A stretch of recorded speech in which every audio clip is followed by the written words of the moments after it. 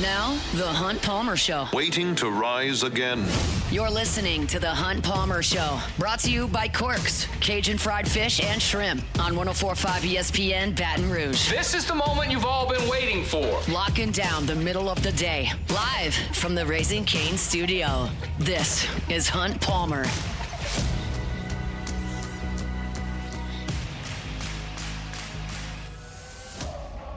Hour 2, Football Friday edition of the Hunt Palmer Show, brought to you by Corks, Cajun fried fish and shrimp. Check out that menu, corksfishandshrimp.com. Our last hour of the week. My pick for LSU A&M coming up at the end of the show. Take it or leave it. Coming up a little bit later as well. We'll talk to Preston Guy in 15 minutes about the Tigers and Aggies. Jordan, I have to just enter. There's like 5 stages of grief. Is that right? 7 stages of grief? 5? Who knows? Who knows? One of them is acceptance. Yes.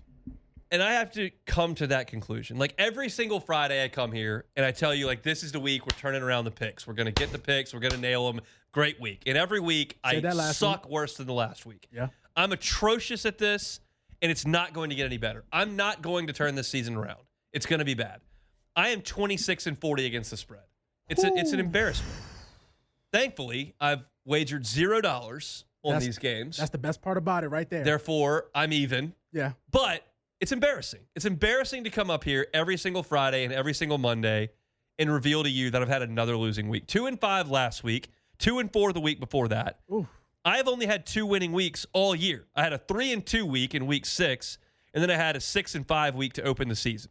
Well, look, I'm not trying to squeeze a lemon in the wound, okay? But you might want to just tap into Live at Lunch. You know, we come on between right around lunchtime. We come on right around lunchtime, man. Look, Jimmy Ott, Charles Handegrip, they got some guys that come in there every day that have lock picks. I'm not going to lie. I'm supposed to be that guy. Well, look, man. I'm the expert. My name's on the show. You're right. But these Vegas guys, they eat, sleep, and think sports betting. So, hey, Randy McKay, Big Dog Randy McKay, Matt Humans, you might need to get in contact with one of those guys. I love the fact that whenever Randy McKay speaks, Jimmy Ott listens and wagers. Oh, yeah. He does it. There's nothing that comes out of Randy McKay's mouth that Jimmy Ott does not immediately take to the apps. Oh, he has a notepad out and he's writing everything down. There's the reason why I said he's the first guy off the top of my head, Randy McKay. I'm a joke. I'm a laughing stock. I'm atrocious, abysmal, and it's just an embarrassment. So I'm going to do this again, and I'm not even going to go into it with confidence. I'm just going to suggest these picks will be terrible. So here's the deal to you, the listener. This is free money. I'm giving you everything I've got on these picks. Fade? You take them. You fade them, you get rich. You have an incredible Christmas. You shower the people you love with gifts that cost thousands because you've taken these picks and faded them. They're awful. I'm not even going Costanza and doing the opposite. I'm just going to give you what I think. It'll go poorly. You'll get rich. That's what I'm offering to the listeners on this Friday. Hey, you can't be more transparent right there. I love it. Hit the music. Gotcha. All right, 11 o'clock ABC, number 8 Ole Miss, number 13 Oklahoma from Norman. Oklahoma 5.5-point favorite. Oklahoma leads the nation in total defense. They are second to Ohio State in scoring defense. Brent Venables' group, very, very good on the defensive side. Ole Miss, 8th nationally in scoring offense. This is the most consequential game for Ole Miss football since Eli fell down in 2003. I say that because right now they are firmly in the playoff picture, and if they win this game, I think they're going to make the playoff. If they win this game and make the playoff, Lane Kiffin's going to stay their coach. And he's going to stay their coach, I think, for probably a long time. If they lose this game and Lane gets a wandering eye and Gainesville comes calling, he may jump. This is how big the stakes are in this game for Ole Miss. I'm picking Ole Miss to win the game outright. I don't think Oklahoma can run the ball that well. That's what you got to do against Ole Miss. I'll take the 5.5 gladly. Give me the 5.5 points. I will take the Rebels. 11:45 SEC Network, Auburn and Arkansas. 3.5-point number. Arkansas is favored in Fayetteville. These teams are a combined 0-7 in the SEC. Auburn is 96th in the country in scoring. That's 23.6 points per game. They average 13.5 points per game in SEC play. Auburn is terrible on offense. Arkansas is 17th in the nation in scoring. They score 37 points per game. They hung 35 on Ole Miss, 31 on the Vols, 42 on A&M. Like, Arkansas is going to score a lot of points. Auburn can't score a lot of points. They don't have a quarterback. Their coach is going to get fired too. Give me Arkansas. Lay the 3.5 at home. That's easy money right there. Never said that before. 2:30 ABC, Bama at South Carolina, 11.5 the number here in Williams-Brice. South Carolina scored 7 points on Vandy, 10 on LSU, 7 on Oklahoma. Bad offense. Bama's defense held Vanderbilt to 14 points. They held a high-flying Tennessee offense to 20. Now, they had a lot of red zone interceptions in that, so that's factored in, but they're holding those teams to low numbers. This line should be like 17 or 20. I don't understand it. So clearly Vegas knows something I don't. I'm just going to hold my nose. I'll take South Carolina, a very, very bad football team. And I'll take the 11.5 points. I have no idea why, but that's just how you're supposed to wager, I think. All right, 2:30 ESPN, Missouri at Vanderbilt. Top 15 matchup, Missouri at Vanderbilt, just like everybody thought. Vanderbilt's a 3.5-point favorite. There you go. They own third downs on offense, and Missouri has been really good on third down defense. They're third in the SEC in that number. Missouri leads the SEC in rushing. Vanderbilt's run defense has been pretty solid, only allowed 3 rushing touchdowns all season. Only 4 teams in the country have allowed fewer. I think this is a close game between Missouri and Vanderbilt in Nashville. Because it's going to be a close game and the number's 3.5, I'll take the points with Missouri. I think it's a really tight game. Could go either way. Give me the points. I'll take 3.5 with Eli Drinkwitz and company in Music City. 3:15 on the SEC Network. Texas is at Mississippi State in Davis-Wade. State catching 6.5.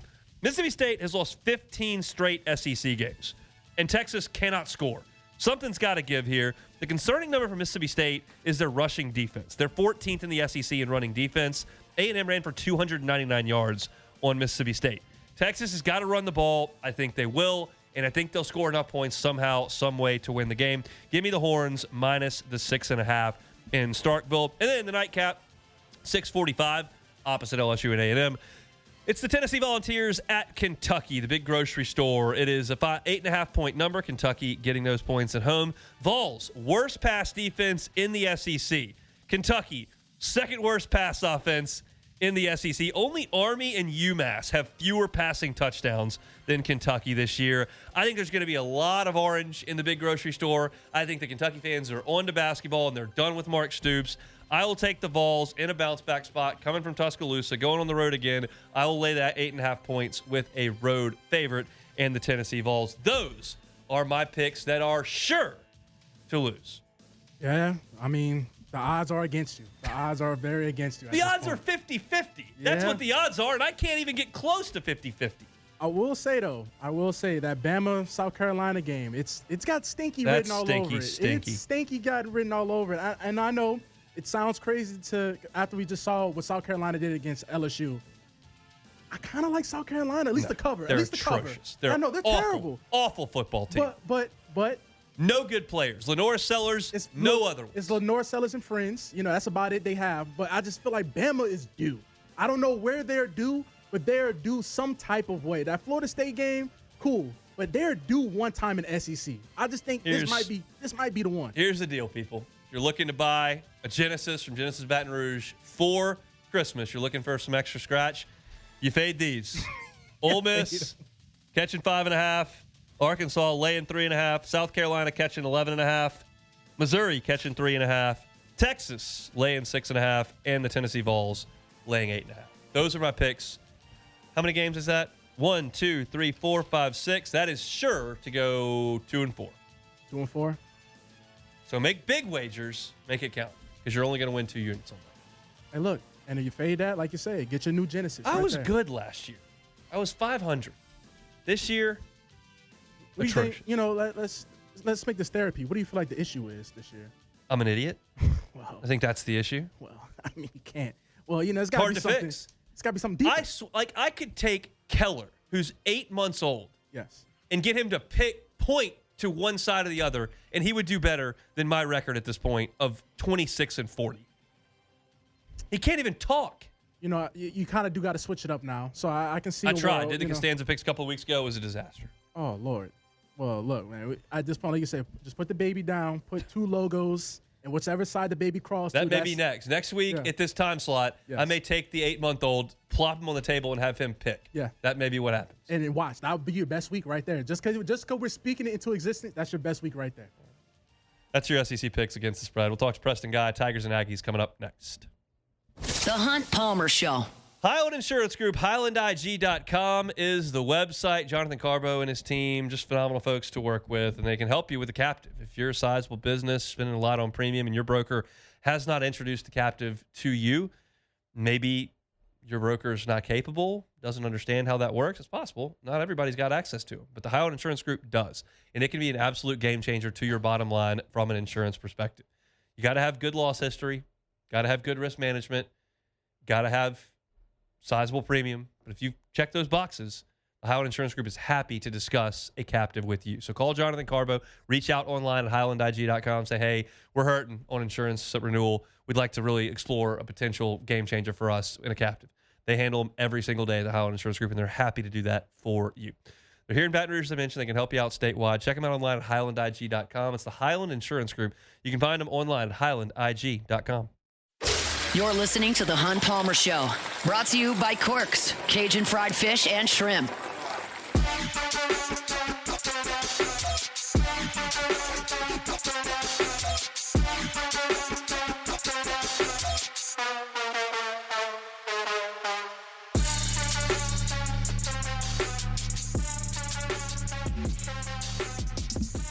All right, chugging along here on this Football Friday, brought to you by Cork's Cajun Fried Fish and Shrimp. Looking for a po' boy, maybe a late lunch, get on by and see him at their government between Foster and Jefferson, corksfishandshrimp.com. Preston Guy always with us on Fridays. Moved back a little bit on this Friday, but that's okay. We'll talk to him now. He's there with tigerbait.com. Preston, how are you? All right, thanks for being flexible for me, man. Got to be flexible, and that's it's our pleasure to bring you aboard here. You were pretty fired up on your show on Monday. Give me the nuts and bolts of where that comes from. Yeah, I mean, look, it comes from a place of where the program is right now. This was a huge year for Brian Kelly, and now essentially he's got a snowball's chance in hell of making it to the playoffs. And this is kind of where I'm at. All right, well, look, I'm not going to lobby for anybody get fired or anything, whether it's worth buyout or anything like. I'm not going to do anything crazy like that. I will tell you that this tenure has officially been a disappointment, and it's time to stop making excuses. And, you know, if you're an LSU fan, you should expect results at this point. I mean, going 8-11 on the road during the regular season with a bunch of 500 teams and below teams that you beat, you basically have two good quality road wins since he got hired. That's South Carolina, a game he got very lucky to win, and Missouri, who took a Herculean effort from Jaden Daniels to do that. And then I also wanted to compound the fact that, okay, it's been disappointing. Fans are disappointed. And this is the point where fans have started to lose faith with Brian Kelly, or if not outright have lost faith. And I wanted to take that another level and talk about how difficult in this era it is to, when you need money more than ever to win, how much more difficult it is to rebound from losing fan faith. So whether he keeps his job or not, the fans kind of have come to a breaking point for him. And, you know, basically my point is it's going to take a Herculean effort to win the fans back at this point. And that's all the point was. What was the biggest thing you took away from the Vanderbilt game? It's the fact that the signature of this Brian Kelly era has now been every time you take two steps forward, somewhere else is taking two steps back. And it is, I'm sure for a fan, it's painfully frustrating. They got the offense moving. They scored on their first drive for the first time all year. I did the math. They're averaging 0.042 points per drive. In fact, it's the lowest number of points you can possibly have on your opening drives that's not zero. So they finally scored on their first drive, and they're running the ball decently well. And then your defense goes out and gives up scores on 5 out of 6 of its first possessions. You lose 4 key guys to that front seven, and I get it, but it's just, to me, it's emblematic of the frustration of what this Brian Kelly era has been. The defense was atrocious in 2023. The offense was, record-breaking good. Then you fast forward 2 years later, and the defense is very, very good, and the offense is horrific. And then even within this season, okay, well, offense finally starts to produce a little better, and your defense takes a colossal step back. That's kind of my biggest takeaway is, when is it going to be you just progress as a complete football team? You're taking steps forward instead of just in areas of football taking steps forward while other steps take back. Do you have real concerns about the LSU defense because of the Ole Miss and Vanderbilt games, or you feel like the offense still hasn't done its fair share? Well, certainly the offense needs to improve, but yeah, I have concerns with this defense, especially it looks like Weeks won't be playing again this week. It does look like Bernard Gooden will be back, and that's massive for sure. It's a big deal, but you'd like to get your best player on this defense with Weeks back, and more importantly, you would like to see your defense pick up right where it left off. If you left, when you lose a guy like that, as it did against Florida, by the way, they did look good without him. But clearly to me, Jamari Butler, Bernard Gooden, Gabriel Relaford, Whit Weeks, it was just too much for them to overcome. And Gabriel Relaford isn't coming back. Whit Weeks won't be back this week. So certainly I still have my concerns. Do you feel the offense has taken some strides the last 2 weeks? Not great, but they did move the ball a ton on South Carolina. They did score on 5 of 6 drives and missed a field goal on the 6th against Vanderbilt. Yeah, I feel like there is making some steady progress on offense. I also feel that Nussmeier is feeling himself again. He's able to throw the ball much deeper and much more accurately. It's still not good enough to carry the defense when it struggles. I remember teams like the 2007 teams for LSU where that offense wasn't super electrifying by any stretch of the imagination, and the defense was legitimately elite. But, even elite defenses go out there and have their days where they're not great. Think about Arkansas, where in triple overtime you give up 50 points. That offense was at least dynamic enough and explosive enough to keep up when the defense doesn't carry its pace. And clearly now the bar was set a lot lower for the offense because you figured the defense was going to be so elite that nobody was going out there and scoring 25 on them, right? Well, now that bar has been moved. Like, okay, now you're going to be explosive enough to keep up when the defense has an off day. What concerns you the most about Texas A&M on Saturday night? Fine. A lot concerns, man. I'll put it like this, okay? The biggest concern I have is that Tiger Stadium doesn't show up and it's electric because, if you're evaluating these football teams right now, Texas A&M looks like the better football team. I get they struggled against Arkansas or whatever. I mean, it's a bad matchup, and they are legitimately looking like the better football team. It's the reason they're one of the first teams not named Alabama to be favored in Tiger Stadium in a long time. I honestly think the best explanation for why LSU could win this game is the unexplainable. It is that Tiger Stadium magic and juju we've seen when they've had games stacked up against better teams and they just pull something out of their hat, like Ole Miss last year, right? That's what I'm hoping for. My concern is that the fan base has abandoned ship and they won't show up and bring that magic tomorrow night. That's my biggest concern because there's nothing about the matchup itself that encourages me. If you're betting on LSU, you're betting on the juju. Yeah, I was going to be my next question. Is there a spot that you feel like LSU is good? What about LSU's secondary? What about their wide receivers? Like, is there any spot on the field that you feel okay about with LSU, or do you feel like it's all maroon? Well, certainly their ability to, limit the passing game. Absolutely. Although Marshall Reed has improved greatly as a passer. Mansour Delane still doing his thing out there. He's arguably the best cornerback in college football. Certainly there's areas I feel good about, but there's enough areas where that front seven is very strong and talented for Texas A&M, and LSU's O-line is pretty brutal, and you just lost your best lineman, your Tyree Adams, and you're probably going to be sticking a true freshman out there, which I think is an improvement from when he was talking about DJ Chester at the beginning of the week. And then you got to think about Marshall Reed being such a dynamic athlete and the Achilles heel of this defense being dynamic, mobile quarterbacks. All these things scare me. We're going to do this on both sides. I'll start with the bad, and obviously matters how things look, but big picture, like what if LSU loses Saturday night? Yeah, I mean that's at this point that's what all the experts are expecting, and I do think that you're going to be looking at a pretty big meltdown because 2 losses, certainly things look bleak right now. At 3 losses, that's pretty much a death sentence. Even if you do pull the improbable win out, you still might not make it to the college football playoffs. So basically, you're on life support right now, and basically you're in cardiac arrest if you lose this game. What if LSU wins? If you win, certainly, and look, that would just being on the LSU beat as long as I have, that would just make total sense if LSU pulled a rabbit out of their hat and won this game. The picture becomes a little messier. Has this team shown progress, or is that just A&M not being able to do their part in coming to Tiger Stadium, and maybe they were a little overhyped?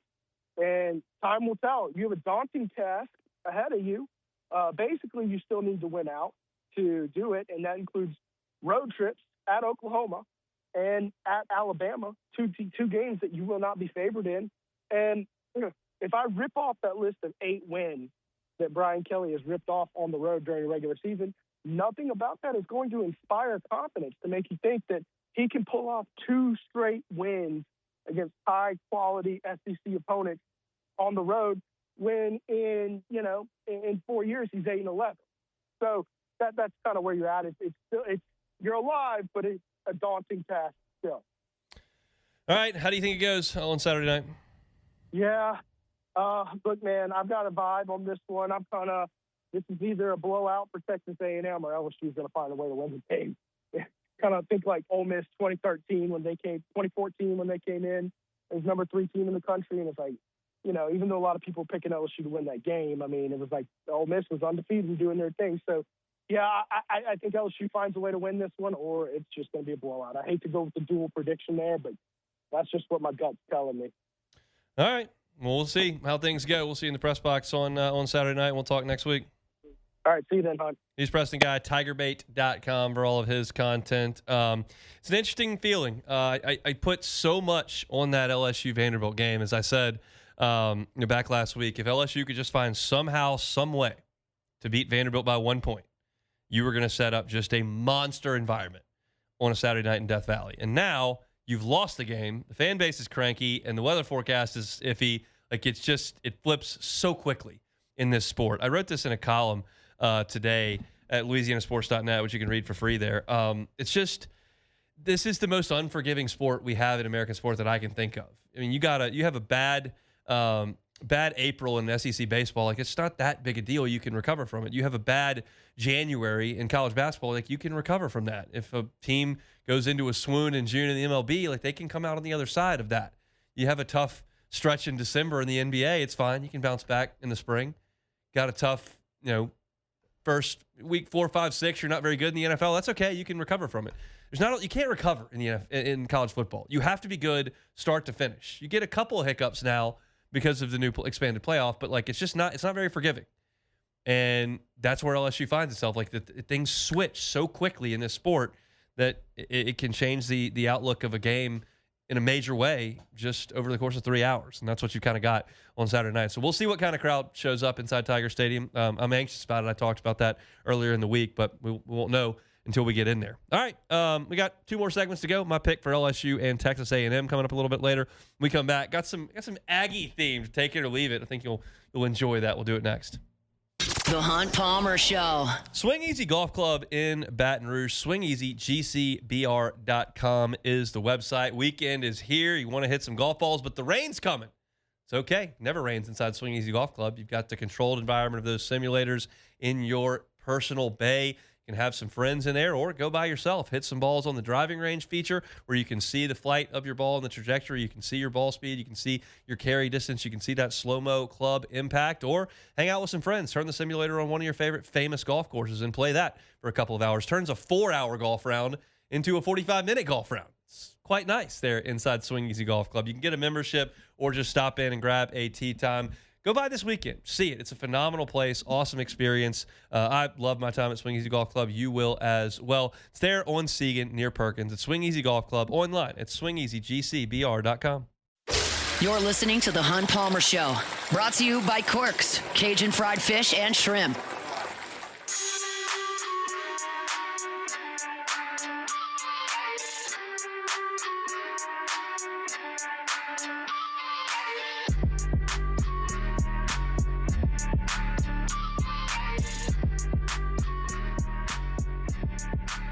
I've picked against one home team earlier today. Took the Bucks against the Saints. Getting my LSU Texas A&M pick coming up here in about 20 minutes or so. Reminder, we will start things up Eagle 98.1 game day at 1:45 tomorrow. It'll be Charles Hannah Griffin, Matt Musso from Rouse's, Burbank, and Lee. You can check them out on your way to campus or just on Eagle 98.1. They'll hand things off to me on the LSU Sports Radio Network at 4:45 tomorrow. We'll be just outside the Maravich Center across the street from Tiger Stadium. We'll go for about an hour and a half or so. Hand it off to the broadcast team there. Chris Blair, Jacob Hester, Gordy Rush will call the game 30 minutes after it goes final. Me, Brandon Marlin on the LSU Sports Radio Network post-game show. And then 90 minutes after the game goes final, Eagle 98.1 Game Days post-game show from right here in studio. Charles Handegriff and Richard Dixon. So full day for y'all tomorrow from about 1:45 p.m. till probably about 1:45 a.m. For LSU and Texas A&M. My pick coming in 20 minutes. For now, take it or leave it. Take it or leave it. Take it or leave it. Presented to you by Flight by Yingling, the next generation of light beer, crafted by America's oldest brewery. Today's hottest stories in sports, news, and sometimes even Hunt's life. The question is, will he take them or leave them? Flight by Yingling, the next generation of light beer, heading out to tailgate tomorrow or knocking a few back this evening. Flight by Yingling is an awesome option, just 95 calories, 2.6 carbs, all the flavor you're looking for. From the oldest brewery in America, still family-owned and operated, it is Flight by Yingling, the next generation of light beer. All right, let's start it off with something a little, well, we'll see what you think about it. The NFL announced Friday that New York Giants rookie Cam Scatterboo and head coach Brian Daboll were fined for violating protocol while quarterback Jackson Dart was being evaluated for a concussion over the team's Week 6 victory over the Eagles. It was noted Scatterboo was fined $15,000, Daboll was fined $100,000, and the Giants organization was fined $200,000 for this incident. Is this the most expensive blue tent visit in NFL history? Take it or leave it. I guess I got to take it. I mean, that's pretty pricey. You know what I was wondering? Who in the organization is in charge of putting those fines in players' lockers? I've heard Hester and Flynn talk about getting fined. You put a little, there's a little envelope in your locker, and you see it, and that's how you know.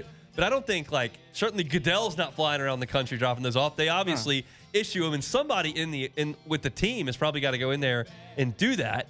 I think it might be like the little intern or something. I would be absolutely petrified to walk into an NFL locker room and slip a $15,000 fine. The Cam Scatterboo. Yeah. No thanks. I don't want that job. I'll go do the laundry. I'll go paint the sideline. I'll do a bad job of both probably. I'm not telling a guy that he's got to write a check for $15,000. That ain't my gig. Oh, no, not in the slightest. So this is a good one. Will the New York Jets get their first victory of the season versus Hunt's Cincinnati Bengals on Sunday? Take it or leave it. I think I'm going to take it. Ooh. I'll take it. Bengals got the win last week, but it felt like it was just Flacco throwing it to Chase. You got Sauce Gardner on the other side. And they 0-6. They need a W. I mean, they're not going 0-17. I don't think they are the Jets. The Jets could win.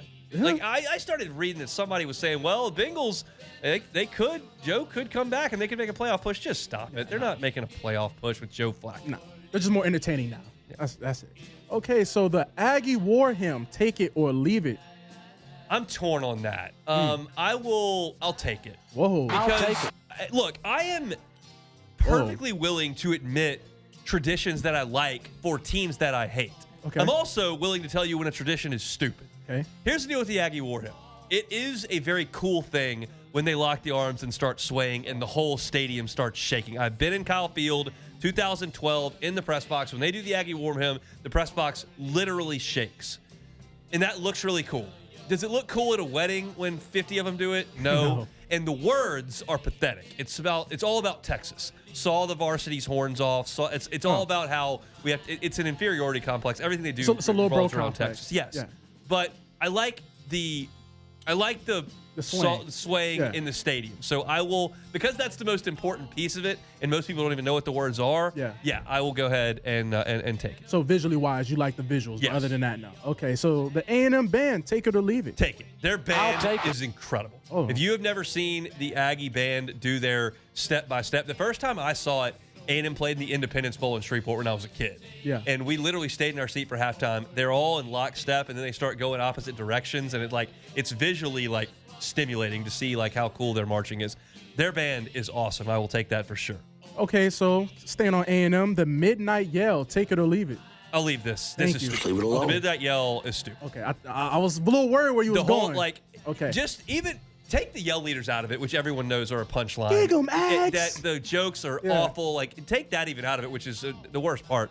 Like, if you're in college and it's Friday night, like, I'm not trying to be too cool for school here, but let's go to the bar and hang out instead of going into the stadium and watching the yell leaders make bad jokes. Dig 'em, Axe. And the worst thing they could do is then put the yell practice on the internet so we all can see it because we know it's stupid. Yep. Band is great. I'm in on the war hymn. The midnight yell's got to go. It is not cool. College, Friday night in college is like, you can't get any better than that. Yeah. I'm not going to go to Kyle Field and sit there where there's no cold pop available and listen to the yell leader. No shot. Pep rallies left in high school. Sorry. It's funny because the first time I seen the midnight yell, that made me Google, is Texas A&M a cult? Like, I had to really dive down to the bottom of it. I wonder what AI would say to that because it is. Yeah. Pretty much is. Okay, so the 12th man on special teams, take it or leave it. Take it. This is good. Wear the number 12. It's a walk-on. You get that guy on special teams. They've had some good players that have worn that number. Yes, that's a good tradition. I'm in on that. That's good. Midnight Everything yell. else, get that out of here. Get that out of here. Kevin Gausman and the Blue Jays will win a game this weekend. Take it or leave it. I'll take it. They're at home. I'll take it. I know Snell's going. You're probably going to get Yamamoto in the second game. Like, it's a tall order, but they've also got Trey Savage going. For LSU baseball fans who don't really pay attention to major leagues, Trey Savage is pitching the best for the Blue Jays right now. Gausman's technically the ace, but Savage has been awesome. He's starting tonight. He was the ace at East Carolina 2 years ago, and their number 2 was Zach Root, who was Arkansas's ace this year. That was a really good East Carolina team that didn't get to Omaha. And all of a sudden, like, Root was the ace on one of the best teams in the country this year, and Savage is pitching in the World Series. So that was a really good East Carolina team. I think Kevin will pitch on either Saturday or Sunday, whichever day they play on. For Milwaukee, for Toronto. I think they'll get one. They won't get two, and they might get swept up. They better get one. I think they'll get one. Okay, so will Tyler Shuck get snaps on Sunday? Take it or leave it? I'll leave it. Obviously, barring injury is what we're talking about here. I don't think they're going to make that change, and I don't know if Tampa's going to run away from the Saints to make that happen. They're so banged up that it just. I picked Tampa to win. I picked them to win by 2 scores, but I don't think this looks like the Seattle game, at which point you did see Shuck for a little bit of that game. I think this is still Rattler's game, and I think he'll finish it. Yeah, other than, he'll have a meltdown like he did against the Bears, I don't see Shuck even coming close to getting to the game. So, Hunt went a little mean with this one, but I'll say it anyway. Victor Wembanyama will ruin the Pels' homecoming tonight. Take it or leave it. I'll leave it. I think the Pels win tonight. Okay. Wemby was awesome in the opener. He's not going to do that every night with the step-back threes and the crazy reverse jams. He does. I've never seen an NBA player look more like he was playing on an 8-foot goal than Victor Wembanyama. That gives me all kinds of vibes of playing on a kid's goal. Like, he is. He's literally how people be like generational talent and they overuse the word generational that's a bad talent. Cliche. I talked about it at the top of the show. Bad cliche, generational talent. He is a generational talent. He is. That is, when you look that up in the dictionary, you will see a picture of Victor Wembanyama. Now, I'm going to have to take it, unfortunately. Yeah, I got to take it. It's just, you have no more big men. Misi's going to be out. You got DeAndre Jordan, boss. Look, that's cool. The Pelicans posted some highlights. He was making dunks against the Charlotte Bobcats, who are not even a team anymore. So that just lets you know when the last time DeAndre Jordan was valuable. Here's a question. I'll put you on the spot a little bit. Put me on the spot. You're very young. Spot. Where did DeAndre Jordan go to college? Oh, I do know this. Texas A&M. Texas A&M. So, sorry that 45-year-old DeAndre Jordan is not going to change my outlook of the game tonight. You got Derek Queen, Kevon Looney, and Jordan Kitchens playing center for the Pelicans tonight. Here's the deal on Derek Queen. I only watched the last 8 minutes of the Pels game. I didn't watch the first 3 quarters. Apparently, they were terrible in the third quarter. Always. There was the word from my group chat folks who were watching were that Queen looked slow. Just didn't look like he was moving at the pace he needed to be. Well, he was always slow. He was slow at Maryland, so it's not like he was going to come out there looking like Usain Bolt. But no, I mean, he's working his way back. But this is not the matchup for Derek. We just watched Victor Wembanyama give Anthony Davis and Derek Lively 40 points. Yeah, Queen and a corpse of DeAndre Jordan have nothing to do with it. DeAndre just showed up. Hand him a beignet and get out on the court, boss. He looked like a coach. When they showed the picture of him at practice today, he's already on the team. He looked like a coach. Oh, man, DeAndre Jordan. Hopefully it's a tough weekend for his alma mater's football team. But I guess that's what I've got to tell you in the next segment. We got to pick LSU and Texas A&M. That's our last order of business here on this Football Friday. So let's step aside, come back, and close it out next. The Hunt Palmer Show. Genesis of Baton Rouge. GenesisofBatonRouge.com is the website. I want to tell y'all that Genesis is happy to rent you a vehicle in the short term. If you are making a trip for Thanksgiving with the family, making a trip for Christmas with the family, you got a road trip coming up, maybe it's to a football game if that's the case, and you don't want to put those miles on your vehicle, and you might want to get behind the wheel of a Genesis, just go rent from the folks over at Genesis of Baton Rouge. GV80 is an awesome ride. It's a midsize SUV. It's my favorite model in the line, and you can try it out, and you can see what it's like to get behind the wheel of a Genesis. Most of you driving around right now in Baton Rouge have not been behind the wheel of a Genesis. Change that. It's a luxury brand at a reasonable price, and they will rent you a vehicle if you've got a road trip coming up that you'd like to get on moving. So it's Genesis of Baton Rouge. Find them online, GenesisofBatonRouge.com. You're listening to The Hunt Palmer Show, brought to you by Corks, Cajun fried fish and shrimp.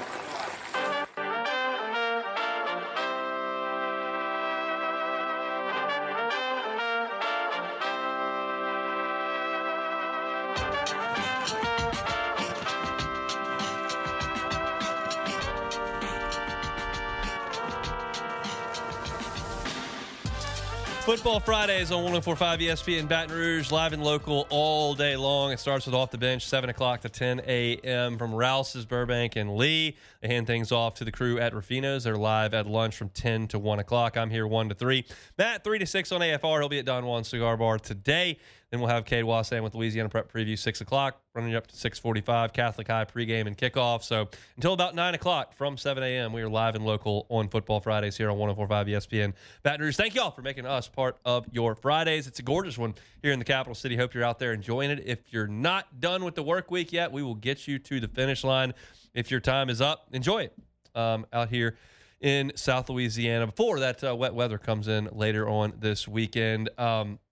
I want to remind you about Corks before we get to the game pick. Corks, Cajun fried fish and shrimp, delicious crispy fried catfish, that jumbo Gulf shrimp, crispy shoestring fries, awesome po' boys. They've also got those famous baked potatoes with the crawfish etouffee on top and topped with those golden Gulf shrimp.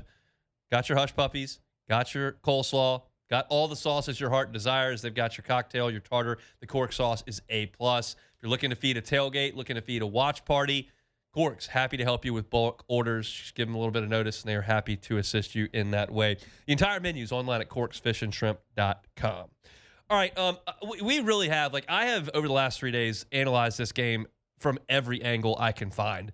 I talked today about the importance of LSU's quarterback play. You just simply have too many flaws on this team for the quarterback not to make up for them. Meaning, if he's not great, it's just hard to lean somewhere else other than trying to put all the weight in the world on the defense.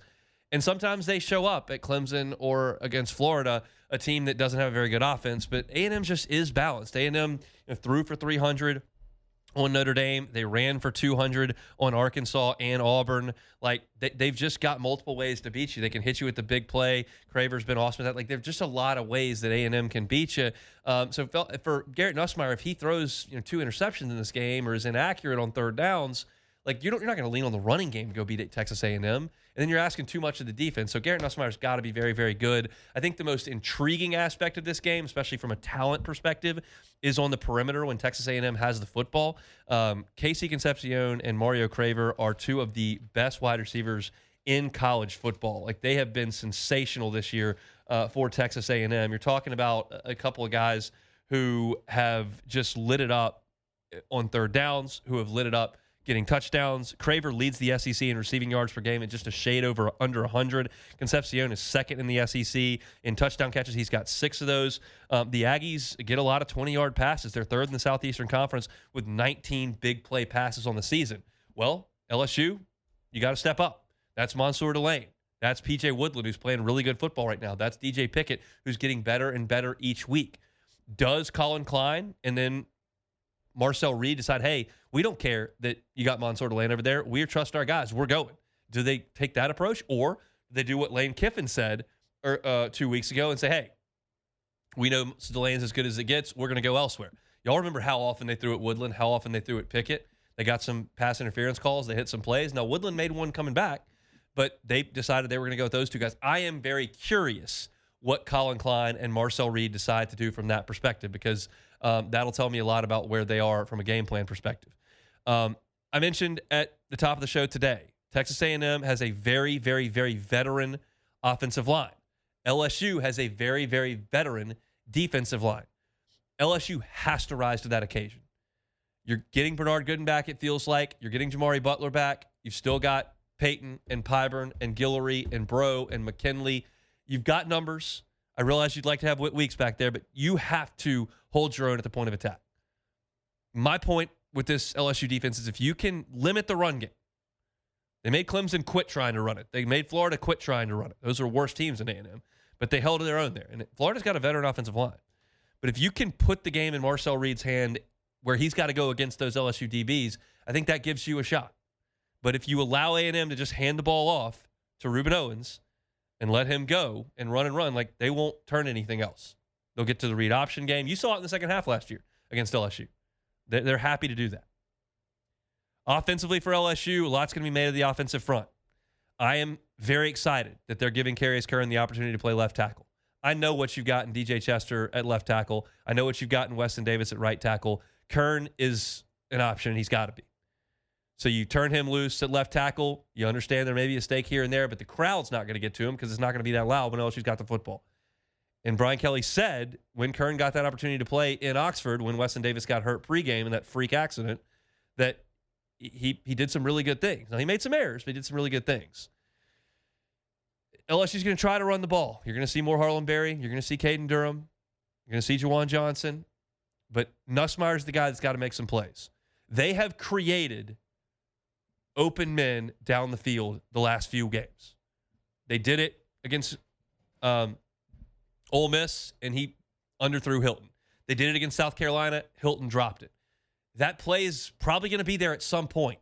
It absolutely has to be made, and that falls on Nussmeier, and then it falls on the receivers to make that catch. A&M has Will Lee back there in coverage, but it's not the strength of their defense. The strength of their defense is up front. It is the pass rush. You get into third and longs, that pass rush can eat. Cassius Howell is a bad dude. He leads the SEC in sacks. No matter what side he's on, it's either Weston Davis, who struggled, or you're talking about Carius Curran, who's a freshman. If you get into too many 3rd and 8s, 3rd and 11s, get a holding penalty here, put you behind the chains, have a bad tackle for loss here, you let A&M turn it loose with that pass rush, it's trouble. Got to try to stay ahead of those sticks. A lot of this is cliche stuff, but it's very true. The fact of the matter is that Texas A&M has more avenues to win the game than LSU. They've shown that this year. They've shown they can run it. They've shown they can throw it. They've shown they can beat you with defense. They've shown they can win a shootout. LSU's only blueprint to win a game is stuff you on defense and score 20 on offense. Like that's the only blueprint we've seen from LSU. That makes things really tough. When you have one pitch, one way to win, that makes things really difficult. A&M's got multiple. The Aggies have never won in Tiger Stadium since joining the Southeastern Conference. Gotten close. Should have won in 2021. Max Johnson, Jeray Jenkins, late touchdown, erased that. This game has gone to the home team back and forth since 2016. It is an intense rivalry. It's one that I think both schools would probably point to other schools that they hate, that they're more concerned with. Texas A&M would point to Texas. LSU looks at Bama, looks at Florida, looks at Ole Miss at times. But these two, it's butted into a rivalry. Started early on when LSU was dominating. Then you had the crazy 7 overtime game. LSU repaid that the next year with a domination. A&M beat LSU bad in 2020 in the COVID year in College Station. It's become a real rivalry. And I expect a big, big, big contingent of Maroon headed down I-10 today. I do. And my fear is if the Aggies get rolling like they did in the second half last year, that LSU crowd empties out. But what also is true is that if LSU can bring the fight, get an early score, get an early lead, we know that crowd can buoy LSU. And the Tigers beat a more talented team in Ole Miss in that stadium last year. I think the crowd had a lot to do with that. And playing that defense, which I still think is pretty good, in front of that crowd is a tough assignment. I was very, very fascinated to get the picks from our station for Station Survey, which will go up on LouisianaSports.net tomorrow morning, because no one's picked against LSU all year on Station Survey. I am this week. I don't trust LSU's offense, and I don't think the defense is going to be able to muzzle Marcel Reed and this A&M team. It gives me a lot of anxiety and a lot of apprehension to potentially watch A&M come in and put 15,000 in that stadium and drive LSU fans out of there. It gives me a lot of apprehension. I hope it doesn't happen. But right now, I just don't trust LSU in a lot of phases. So I've got this one 30-16, Texas A&M winning it. I certainly hope I am dead wrong. But it's a must-win for LSU. Your season's on life support. The plug gets pulled if you can't beat Texas A&M in Saturday night in Death Valley. I hope they do it. I just can't pick them to do it based on what I've seen. We'll see. If you got tickets, I sincerely hope you do show up. We'll see what the weather looks like. Either way, we'll be talking about it on Monday's show. Matt's ready to drive you home on After Further Review. He'll be at Don Juan's Cigar Bar. We'll see you Monday for a week starter, The Hunt Palmer Show. The Hunt Palmer Show.